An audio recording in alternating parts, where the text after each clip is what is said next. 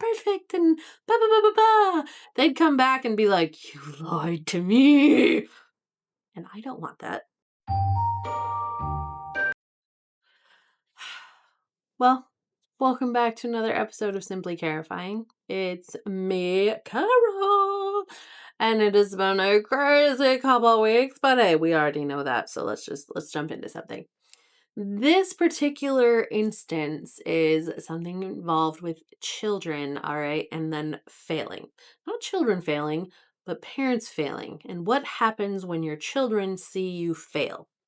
Now, this is a very interesting take on my side, only because I know several people who shield their kids from failure. One, they don't like to even put it out there as an option. Like, there is no failure. If for some reason something goes wrong, that's because of A, B, C, D, blah, blah, blah, blah, blah. Right? I've seen that a lot in like some parents at the softball field. Like, it gets a little fucking crazy. If the kid makes a mistake, it's not even that the kid made a mistake. It's that somebody else cheated or something. Like what are you doing? Like, what are you actually doing? That's to me. To me, I am a human. And I have said this in so many fucking episodes that I just want y'all to know. I'm a fucking human, okay? I make mistakes. I don't stay up all night. Like, I have to eat. And yes, like, there are some people that just can't fucking stand me, and that's totally fine. You know why? Because there are tons of humans that I can't fucking stand, and it's just one of those things. It's just one of those things. Now, when it comes to failing, do people like that? Probably not. But if it didn't exist, there wouldn't be a word, and who the fuck cares? It's how you handle failure. That's a big thing, I think. Now, typically, when you kind of see parents who like to not even shield their kids from failure, but more like excuse failure, and like how I just said with the softball thing. If your kid is doing something or he missed something, it's oh fucking K that he fucking missed it, all right? It's not the end of the world. Nobody's fucking drawing right now, so like it's fine, right? Like, you can be mad about it. That's a totally different thing. But don't be like, oh well, he dropped it because this guy actually greased the ball with pig's blood and threw it out of a cannon and it wasn't even fair. Blah, blah. What are you talking about? Your kid just didn't catch the ball. If that's a failure to you, then just fucking suck it up and say it. Like, it's how people handle it. Anyway, some people, when it comes to like relationships and everything else in their own adult lives, if their kids are involved, they don't want their kids to see them fail, right? Because that is just like a ugh. But what happens when your child does see you fail? Because let's be honest, if you two are a human, chances are, at least one point or another, you experience some form of failure. Nothing wrong with that. You're still going, so totally good. So, what happens when your children see you fail? When your children see you fail, it significantly shapes their emotional development, their resilience, and their view of the whole fucking world, believe it or not.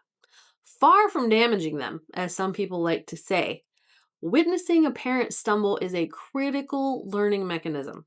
Provided the failure is handled with transparency and accountability, unlike some, yeah, it's actually good.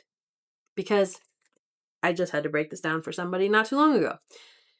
If you're constantly putting on the perfect face and you have the perfect demeanor, and if work stresses you and everything, you closet and you hold back everything wrong in your life, everything that you might have slipped up on or fucked up or whatever. If you hold that in and the only thing your kids ever see is happy, smiling, shining, da da da da da da da, if that's all that they see, then when they fail, that's gonna fuck them up. Because now, well, my parents never done this. So this is something because of me. And why did I mess up? My parents never messed up. Like, oh my God. And it can turn into a way bigger situation. Because if you never see failure around, if you never think it's even an option, then when it becomes a reality, it's a huge punch in the face. You know what I mean? That's kind of like, all right, we want to give our kids everything, right? We want to give them the whole world. We want to shield them from the ugly. We want to shower them with gifts and gold and everything else, everything that they could possibly want. We don't want to tell them no, all of this stuff. But eventually they need to go out on their own, right? Whether it's they're living with us till our last days, or we decide to kick them out, or they decide to go when it's time to go, wherever they go after your little fucking comfy nest there, they're not going to fall into another identical nest. They're not going to have another you who's shielded them from anything negative, anything bad or out of line. But they're going to run into that shit because the world is fucking crazy, A, and two, it's full of failure and full of assholes and full of mean and ugly and everything else. So like, if they don't get a taste of that while they're in the comfort of your arms and your home, they're going to be even more fucked when they leave. Like, it's going to fuck with them regardless. Like, up here in their relationships, their fucking ethic, their mindset completely. So, like, all right, come back to me. How it impacts your child when they do see it, okay? Normalizes mistakes. Children realize perfection is an impossible standard, which is great. And again, unfortunately, there are some people where perfection is key and failure is not an option. And we typically see a lot of shows later on about those kind of kids, but hey, I mean, whatever. It reduces the crippling fear of failure in their own lives. Oh, I said that before you read it. I love when that happens, but hey. Builds resilience.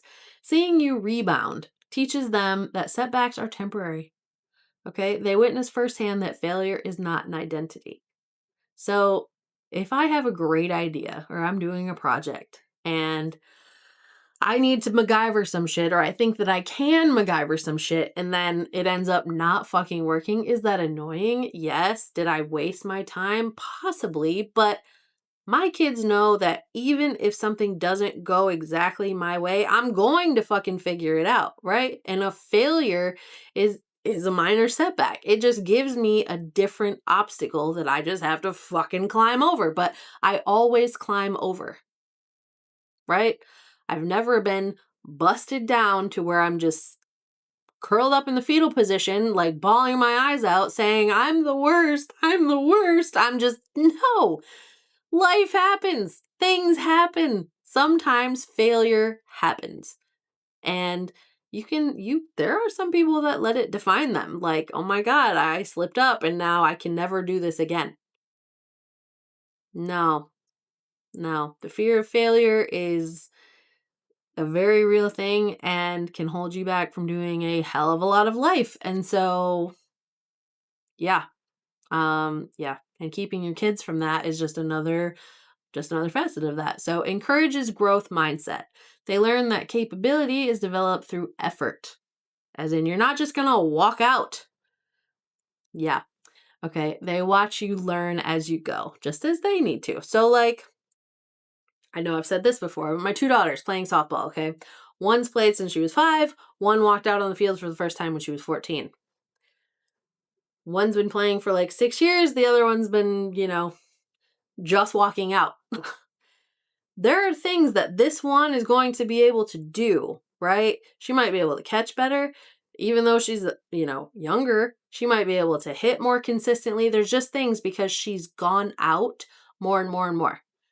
If you go out in the mindset of, well, I'm older, so I'm going to be better. Nah. So she goes out and she doesn't hit all of them. And then she gets really fucking frustrated because there are other 14-year-olds out here who are smacking the ball and catching and everything else, but they've been out there. Just because you go out there and you're your age doesn't mean that you're going to be the excelled version of anything, right? Trying is the first step to failing. Okay? However, It's also the first step of doing something you otherwise wouldn't have because you were too afraid to step out and do it. If you want to do something, you need to put that possible, like, you just have to know that it's a possibility. However, it doesn't mean that just because you struck out, you can never take a fucking bat up there and go again, right? And thankfully that didn't stop her. But you just don't expect that you're going to walk into something being the best of the best of the best, because that's not how it works. Sometimes you're going to fail, and that just means you have to work at something that you want. You work for what you want. That's it.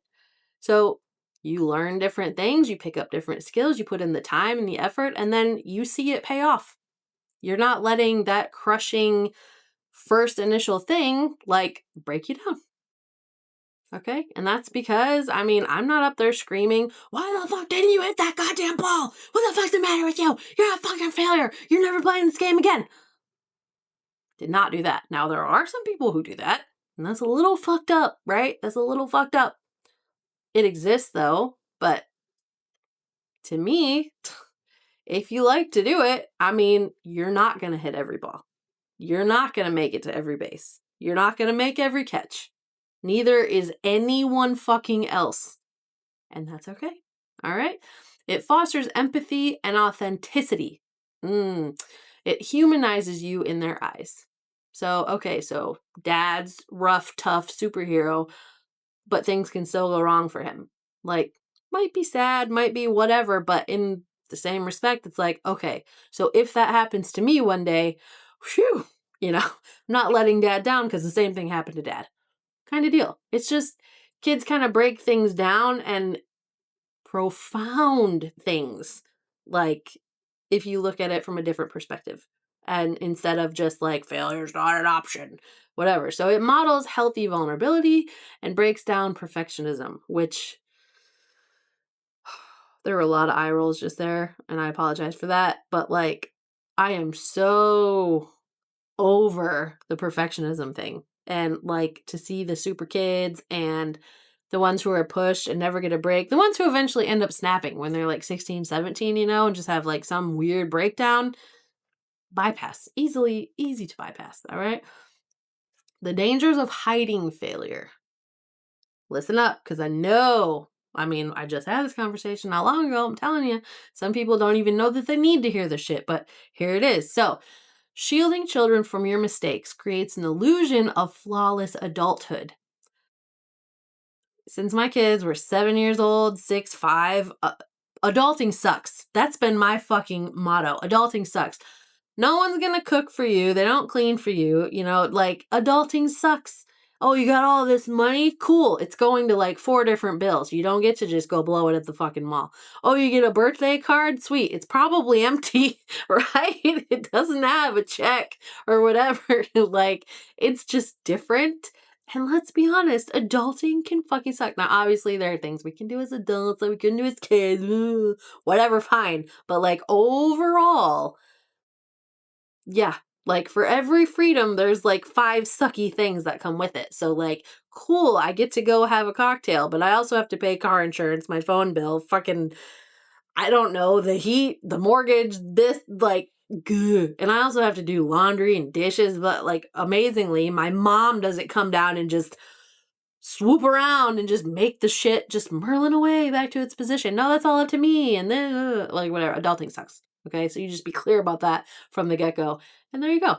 When they inevitably face their own setbacks, they may feel uniquely broken or experience deep anxiety, as in they've never seen you drop the ball, not one time. And so if they drop the ball, holy fuck, they're going to be so disappointed in me. They're going to hate me like I hate myself. Like, what the fuck? What did I need to do this more. I need to go harder, stronger, longer. Fuck. Like, it's a lot. It's a lot of pressure. It's a lot of pressure on an adult. It's even more so on a fucking kid. Like, let's be honest. Like, they lack the blueprint for how to cope with life's unpredictable stresses. And my God, if you're an adult watching this, you fucking know that the term unpredictable stresses Like if that could pop up above people's heads or situations, like road signs, like maybe turn around because there's an unpredictable stress ahead, like that'd be nice, wouldn't it? But sadly, doesn't happen like that. So, okay. How to model a productive failure. Okay. How you respond to the setback usually is how this affects your kids in a positive way. So acknowledge and name it. Okay. Like, say I tried to fix this bracket, but I used the wrong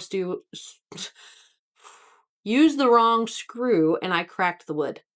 That was a mistake. That was a failure, right? But it's not the end of the world. Like there's more wood. There are other screws. Yeah. So express normal emotions. Let them see you disappointed or frustrated, but manage those feelings constructively. Don't lash out or shut down like, God damn it, that was my last fucking screw. And I've done that where it's my last fucking screw, but it's like, now it's just another trip to Home Depot or Lowe's. Like, it's not great, not what I want to hear, but like at the same time, it's like, okay, whatever. Apologize if necessary. If your failure involves losing your temper, own it. Say, I was stressed and spoke too harshly. I'm sorry. Now, that happens to me. Like, if I have projects going on and, like, say I smack my thumb with a hammer or whatever, sure, I'm going to have some loud feelings. Okay. I'm going to have some if a pile of wood falls on me or like something tips over or what and like hurts me, I'm going to have some loud feelings. I'm going to have some things to say. And so for that, I'll be like, I'm sorry, that I was, like that hurt a lot. And by the way, hey, look at my purple thumb. You know what I mean? Like, yeah, just kind of part of the owning it situation. Pivot to the solution. All right. Actively figure out the next step in front of them. Say, tomorrow, I'm going to look up a tutorial and try a different method. Or as in, I'm going to not be a dumbass. I'm going to use the right kind of screw. And now I know. Like, here we go. And it just changes so much as opposed to fucking something up, screaming and fucking freaking out, punching the wall as you're walking inside, you're shutting down, you crash on the couch, and you're just done with everything. Like, it's just over. Like, failure happens. It happens. We don't like it, but it ain't going anywhere, you know what I mean? So why it's good to fail in front of your children. Just okay. So destigmatizes mistakes. All right, teaches them that mistakes are natural occurrences rather than shameful secrets. I know so many of them. It's disturbing, but provides the coping blueprints. Okay, so they observe the exact emotional vocabulary and mechanics needed to recover from disappointments, big and small, not a big deal. Reduces performance anxiety. So seeing a parent survive a mistake removes the pressure to be a perfect child. So many children I know, they try to, even when they're around other people, you can kind of see, and that's the really sad thing. Like, there are people who are one way in front of their parents. I mean, most kids are one way in front of their parents, but then in front of someone else, they're really trying to watch how they speak, how they sit, how they act, how they, you know, you can just tell that there's a poise about them where they're kind of tiptoeing, right? Because they don't want even the other person to think that they're any kind of not perfect. And like, look, kids have enough shit to go on, like to deal with on their own. Like, I couldn't imagine like treating my kids like that, making them feel like they have to be like that. Because, I feel like those are the ones that would come back later when their life started to crumble in some kind of way after me saying everything's perfect and blah, blah, blah, blah, blah. They'd come back and be like, you lied to me. And I don't want that. Like, adulting sucks. Like, we get that out from the get-go, you know? So, yeah, yeah. By the way, if any of this is like sounding way too familiar or like, hey, I need to keep up with these kinds of conversations, we do new episodes every Friday. So make sure to hit those buttons and so you can keep coming back. teaches problem solving. It invites them to watch the transition from a problem to a creative solution. I have had many a creative solution up in my house, especially when it comes to like little projects and I run out of things. I don't really know too much about MacGyver, but yeah, I could have totally been an assistant or something because I have come up with some pretty creative solutions to a lot of things. But hey, strengthens the parent-child bond. True connection is built on shared humanity, not flawless performance. Because two, like you, this little child, little big whatever, came out of you, a human, and hey, more than likely, he's also a human. Yeah. So yeah, it's totally okay to share that happens. Yeah. So small ways to practice everyday failures. You don't need major life crises to teach this lesson. Everyday moments work best. Like in the kitchen. If you burn a meal, acknowledge it. I've had kids burn meals. I've had kids burn fucking water because they walk away and it's just, yeah. Acknowledge it. Laughingly pivot to making sandwiches instead, right? Like you go to make macaroni and your dumbass lets the fucking macaroni sit and then like absorb all the water, and then turn into these giant mushy macaroni boats that nobody wants to eat, charred on the bottom. Yeah, we'll go ahead and make sandwiches today. We'll try this again tomorrow. Okay? During board games, lose gracefully, congratulate the winner, and express how much you had fun playing anyway. So my kids don't like to lose. My husband doesn't like to lose, but hey, it's a game and someone has to lose. Like someone has to lose. You go into any game knowing that one or more are going to lose. Typically there's only one winner. So like my 11-year-old will sit and we'll play like cards. We like to play like Skip-Bo or something, okay? Even if it's just the two of us, one of us is going to be the winner, one of us is going to be the loser. Like that's just what it is. Like you don't end on a tie kind of deal. Now, if she were to throw like a little bitch fit every time she lost, I'd just never agree to play with her again. Like, I'm good. Like, I don't even want to take the chance, right? Because it's not fun. I'm also not one to like hold back on a game if it's my kids. Like, I don't, like if it was anybody, you know what I mean? Like, what good is that going to do to kind of pull back the reins and, oh yeah, I don't have any cards when you know that I do. It doesn't do anything good because the next person they play with probably not going to be that, nice, friendly, hold back. And then what? Then you gotta deal with fucking meltdown and like, what the fuck just happened? I never lose. I never, ever, ever lose. You cheated. Blah, blah, blah. And it pulls out this really ugly side of them. So here's what we do. Every time we play, we go in knowing that one of us is going to win, one of us is going to lose. Neither of us like to lose, but it happens. And after every single game, we do a high five. Doesn't matter if we're annoyed or what, like it's a game, right? Like she could have these like incredible long runs and then the next game, that shit could happen to me. She could get like 4 fucking wild cards and 1 draw. And yeah, I think it's crazy bullshit, but like it's just the luck of the fucking draw and it's part of what happens. So hey, no matter how the game goes, high five and it's done. We either play again or we save the war till the next day or whatever the hell, It's just that graceful, hey, it's all right, like this is a game, blah, blah, blah, no big deal. So with technology, struggling with a new app or device shows that adults have steep learning curves too. So like, have you ever had a kid come grab your phone because you couldn't figure something out, and they just navigate to it, no problem?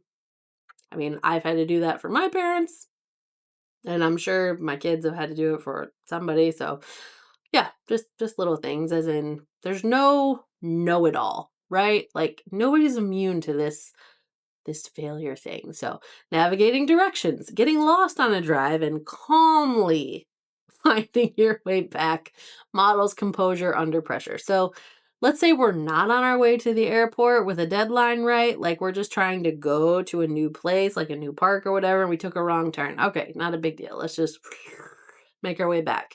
It's not like we have to trace with a highlighter for MapQuest like back in the day, so totally fine. We took a wrong road. Who gives a fuck? We'll turn around, we'll listen to the magic voice and go for it. Not a big deal.